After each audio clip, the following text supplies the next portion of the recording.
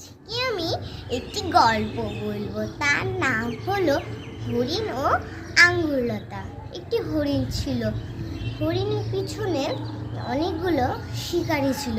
তো শিকারীটি এতই খারাপ যে হরিণটাকে মেরে ফেলার চেষ্টা করছিল, কিন্তু হরিণ এত জোরে দৌড়াচ্ছিল সে আঙ্গুরলতার বাগানে ঢুকে পড়লো। আর ওই শিকারিগুলো অনেক দূরে ছিল।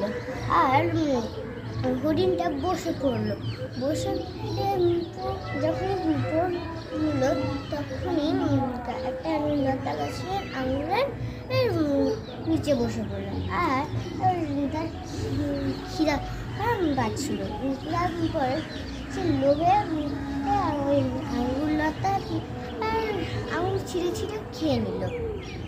আর তখনই আঙুর ছিঁড়ার শব্দ শুনে শিকারীরা ভাবলো যে ওই দিকে আছে।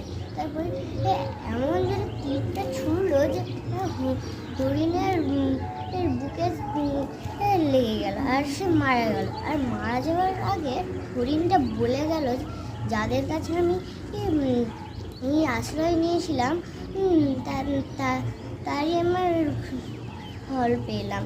আর এই গল্পটা থেকে নীতিটা হলো যে যারা আশ্রয় দেয় তাদের কোনো ক্ষতি করতে নেই।